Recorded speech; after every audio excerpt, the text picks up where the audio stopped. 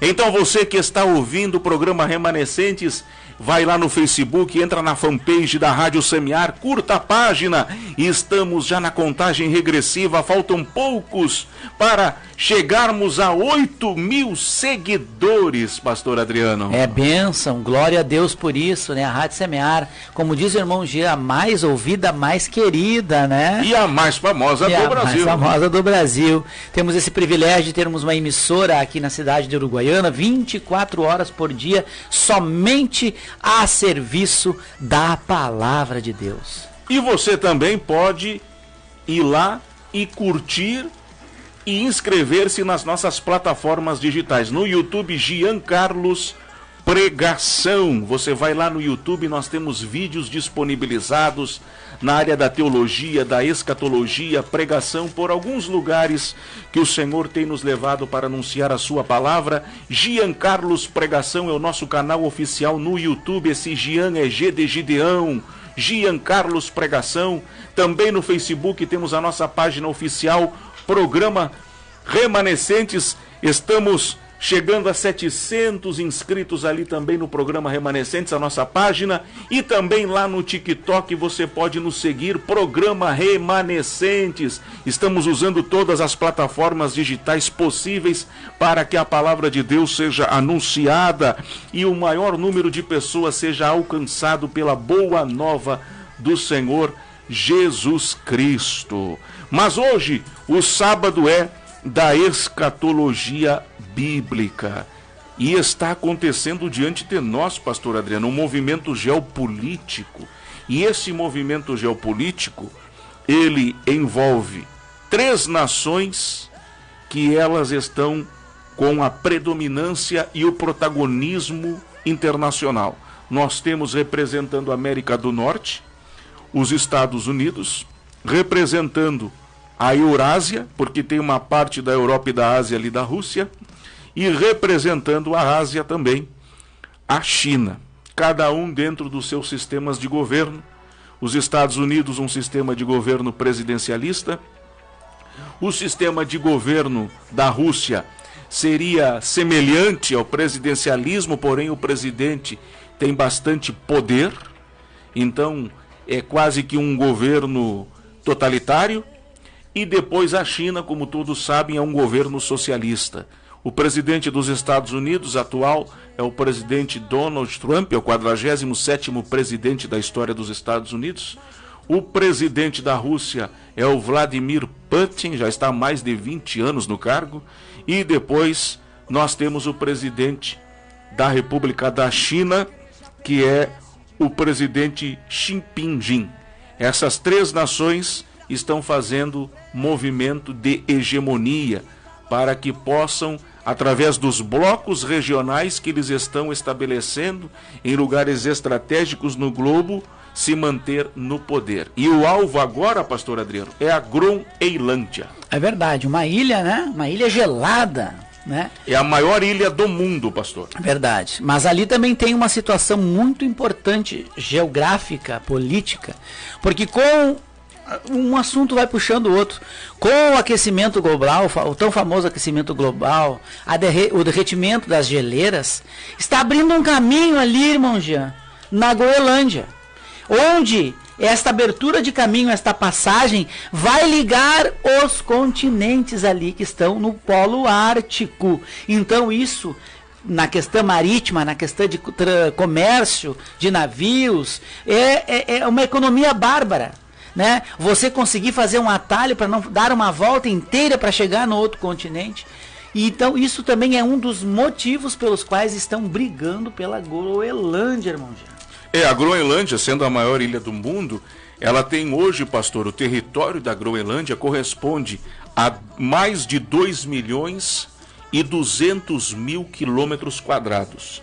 Só para o senhor ter uma ideia, o território em extensão da República Federativa do Brasil é de 8.511.422 quilômetros quadrados de forma oficial. Hoje, o maior país por extensão é a Rússia.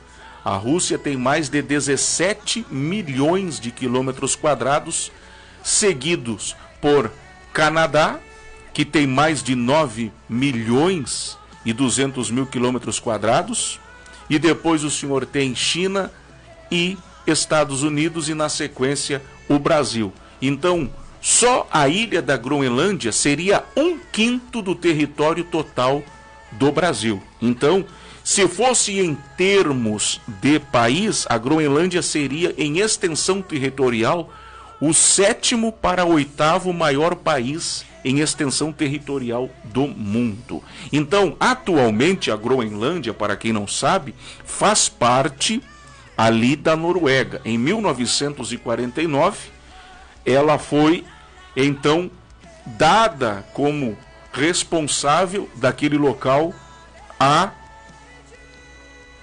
Dinamarca. É a Dinamarca. A Dinamarca. Então, pastor, existe agora um tratado da OTAN que responde, que é a Organização do Tratado da América do Norte, e que é responsável os Estados Unidos, onde os americanos estão agora querendo anexar a Groenlândia, ou seja, transformar a Groenlândia num território dominado pelos Estados Unidos. Esse movimento que aconteceu agora, dos Estados Unidos entrando na Venezuela, e eles capturaram o então presidente Nicolás Maduro, transformou nos bastidores da geopolítica internacional. Hoje a Venezuela é um estado americano dentro da América Latina. Por questões geopolíticas, a Venezuela hoje ela está debaixo da sanção e do poderio norte-americano. Os americanos estão investindo na Venezuela, mas eles também estão retirando muitos benefícios daquela nação, como, por exemplo, o petróleo, o ouro, ou seja, os Estados Unidos usando o seu poderio bélico e militar para ali estabelecer um poder em certos lugares. E agora as atenções das principais nações, seja Estados Unidos, China e Rússia, está na Groenlândia. Por quê? Porque a Groenlândia começou a derreter, como o senhor disse. As geleiras da Groenlândia, então aquele território ali, que se firmou como se fosse ruas extensas, agora começou a derreter. E embaixo daquele gelo tem muita riqueza, como por exemplo as terras raras. Para quem não sabe, os elementos retirados das terras raras, eles podem servir para aparelhos hospitalares, para aparelhos telefônicos, para carros elétricos, por exemplo. Então são através dos elementos encontrados nas pedras raras que quem dominar as terras raras a partir de agora vai ter o protagonismo internacional.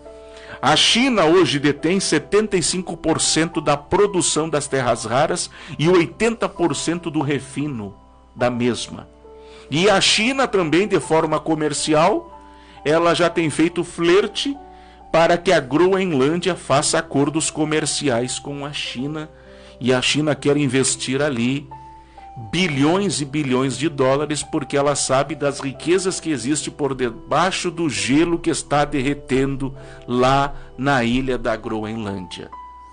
Do mesmo modo, o senhor tem a Rússia através do Vladimir Putin, que também quer estabelecer bases militares nas saídas e entradas da Groenlândia, porque o que está acontecendo agora?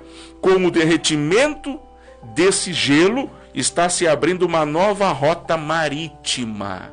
E essa nova rota marítima vai facilitar e diminuir a viagem dos navios cargueiros.